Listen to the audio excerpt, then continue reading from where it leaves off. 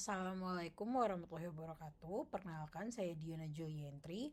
Pada kesempatan kali ini, saya akan mempresentasikan materi mengenai kondisi kemiskinan dan pengangguran di era digital sebagai salah satu bentuk analisis terhadap dinamika perekonomian Indonesia saat ini. Pada presentasi ini, saya akan membahas kondisi terkini kemiskinan dan pengangguran di Indonesia, keterkaitannya dengan teori ekonomi yang dipelajari, serta solusi dan rekomendasi yang dapat dilakukan untuk menghadapi tantangan di era digital. Perkembangan teknologi digital telah mengubah berbagai aspek kehidupan masyarakat, termasuk aktivitas ekonomi. Saat ini, masyarakat semakin terbiasa menggunakan internet, marketplace, dompet digital, hingga berbagai layanan berbasis aplikasi. Transformasi digital ini memberikan banyak peluang ekonomi baru seperti munculnya pekerjaan digital, perkembangnya UMKM online, serta meningkatnya akses terhadap layanan keuangan. Namun, di sisi lain, perkembangan teknologi juga menimbulkan tantangan baru. Tidak semua masyarakat memiliki kemampuan dan akses yang sama terhadap teknologi. Akibatnya, masih terdapat masalah kemiskinan dan pengangguran yang perlu mendapatkan perhatian. Oleh karena itu, pentingnya untuk memahami bagaimana era digital mempengaruhi kondisi sosial ekonomi masyarakat Indonesia saat ini. Berdasarkan data BPS, pada September 2025, tingkat kemiskinan Indonesia tercatat sebesar 8,25% atau sekitar 23,36 juta jiwa. Angka ini menunjukkan adanya penurunan dibandingkan tahun sebelumnya, yang berarti upaya pemerintah dalam mengurangi kemiskinan mulai menunjukkan hasil positif.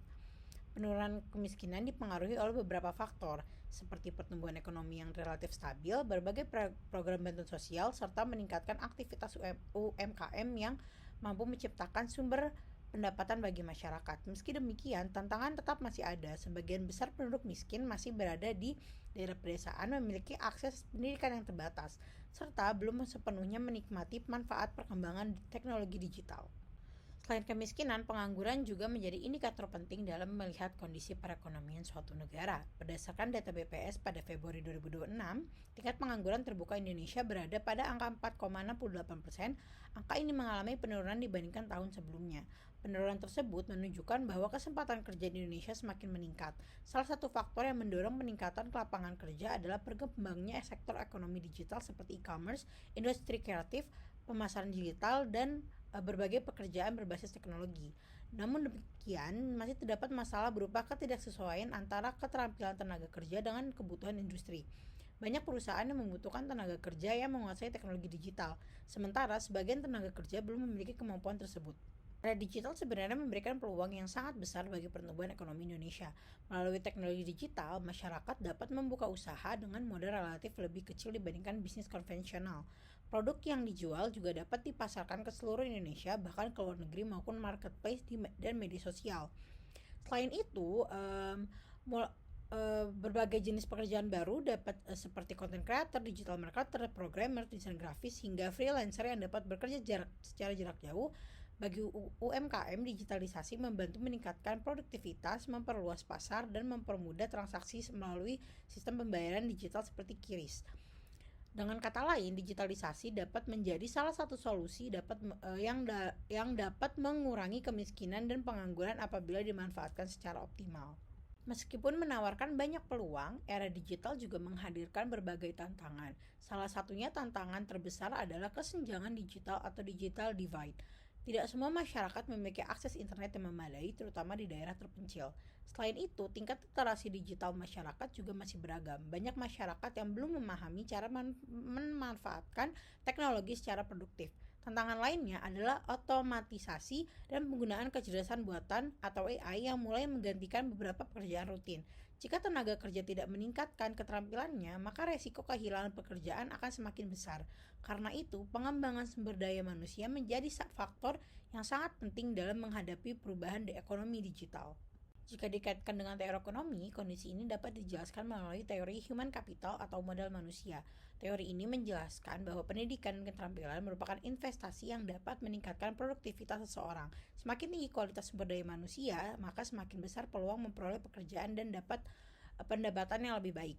Selain itu, teori pembangunan ekonomi juga menjelaskan bahwa tujuan pembangunan bukan hanya untuk meningkatkan pendapatan nasional, tetapi juga meningkatkan kualitas hidup masyarakat secara keseluruhan. Sedangkan teori pertumbuhan ekonomi modern menempatkan teknologi sebagai salah satu faktor utama yang mampu mendorong pertumbuhan ekonomi dan meningkatkan produktivitas. Oleh karena itu, penguasaan teknologi menjadi kebutuhan penting dalam pembangunan ekonomi saat ini.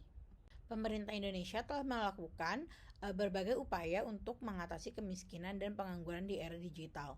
Salah satunya melalui program Kartu Pekerja yang bertujuan untuk meningkatkan kompetensi dan keterampilan tenaga kerja.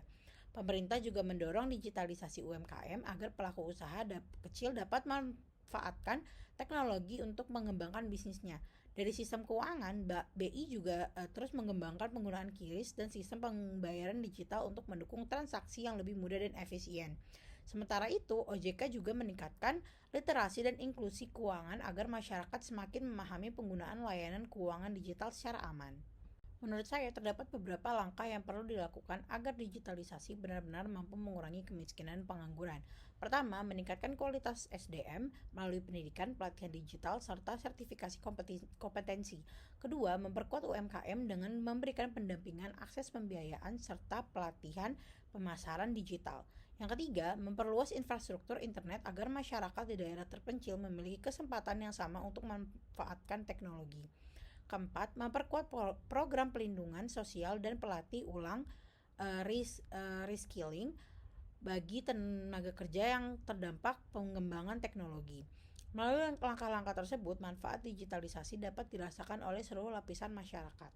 Sebagai penutup, dapat disimpulkan bahwa kondisi kemiskinan dan pengangguran di Indonesia menunjukkan tren yang semakin membaik. Era digital memberikan peluang besar untuk meningkatkan pertumbuhan ekonomi, menciptakan lapangan baru, dan memperluas akses usaha sebagai masyarakat.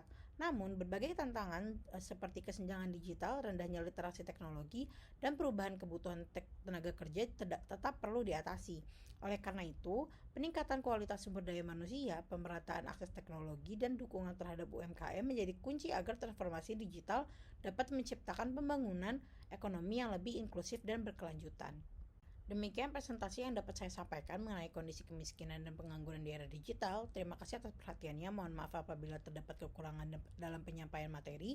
Wassalamualaikum warahmatullahi wabarakatuh.